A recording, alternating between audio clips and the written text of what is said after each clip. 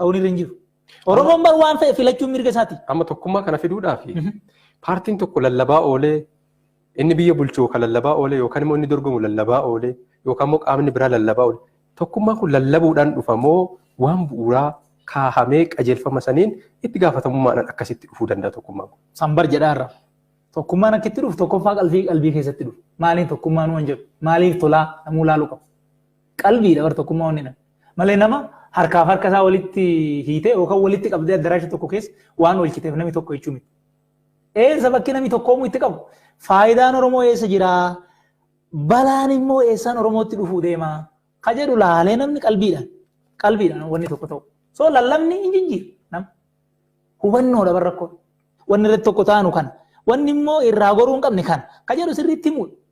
Achirratti immoo institutionally caasaan bulchiinsaa akka nama hunda qixxee tajaajiluu danda'utti amantii fedhe haa qabaatu yaada ilaalcha siyaasaa fedhe haa qabaatu qixxee akka tajaajilutti manni murtii akkasiin ijaaramuu qaba abbaan alangaa akkasiin ijaaramuu qaba poolisiin akkasiin ijaaramuu qaba waajjirri qonnaa waajjirri barnootaa akkasiin ijaaramuu qaba. So mootummaanii fi paartiin wadda ta'uu qaba.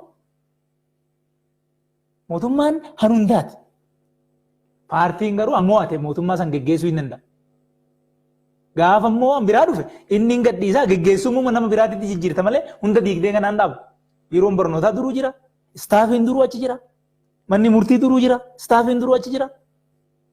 Argite?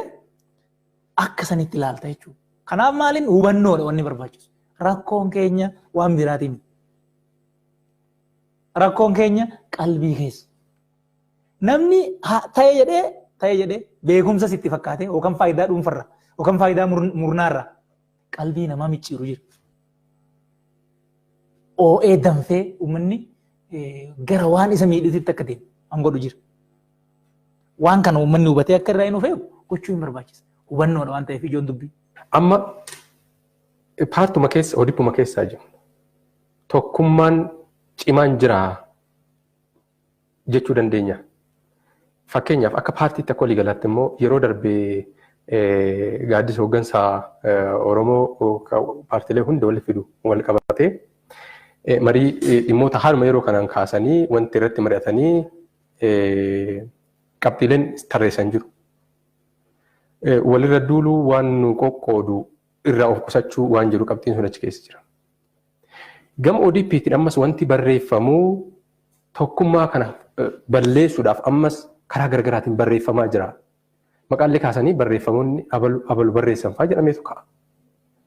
Kun akkamitti ilaaltan isin? Akka nama dhuunfaattis akka ODP'tti. Rakkoo guddaan biyya kanatti jiru namni waan jedhan ta'u. Namni waan jedhan ta'u.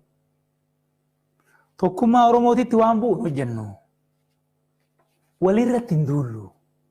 Jennee fulbaana keessa irreecha dur walii mallatteessin. Kakannee jechuudha walii. Kakuu safuu maal jennee kakannee lafa goone. Amma warri miidiyaa qabus, warri paartii qabus waltajjii san keessa ture. Amma yoo televizyiinii wayii baantee ilaaltu ODP jechuun warra kaleessa nama ajjeese, warra kaleessa nama hidhe, warra baduu qabu, warra nama nyaata akkana jettee ilaalta televizyiinii abbaa qaba hin beekta. ONN ilaaluu dandeecha, OMN ilaaluu dandeecha. Paartii keenya kan ibidda keessa dhaabbatee hanqina fedhees qabaatu, rakkina fedhees uumu. Qeerroo kotokkotee guddisee asiin gahe han barsiise. Hamilee cabsuu akka waan hin jirreetitti akka lakkaa'amu hojjetamaa oola. Asiin gaaddisa, asirraan immoo walitti hin duullannee walii farramne, asirraan immoo abaaraa hamilee cabsaa ajjeesaa qalbii akkas godhaa oolan. Paartii keenya diffeendi godhuun dirqama yoo wanni namni waan sanitti walii galuu baate. Yoo akka jennetti baanee galla ta'e wanni sun gaarii fulbaana walii farramnee aga dheengaddaatti torban hin guunne erga nan barreessuu qaba. Barreessee jira nan barreessa ammas waan paartii keenya fi waan faallaa san deemu. Yoo dhiisne okee dhiisne hunduun dhiisne. Waliin abaa.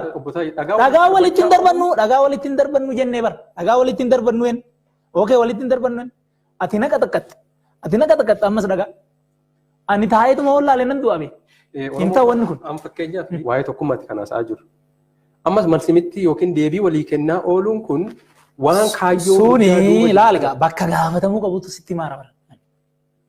Amma wanni sun waliigaltee paartiiti. Waliin arrabsinuu waliin abaarruun kun waliigaltee paartiiti. Mana murtii dhattee himachuu hin dandeenye. Ufumaa walii galle malee seera biyya kanaati miti wanni sun. Kanaaf keeyyata kana cabsitee irtaa ittee nama himachuu hin dandeenye.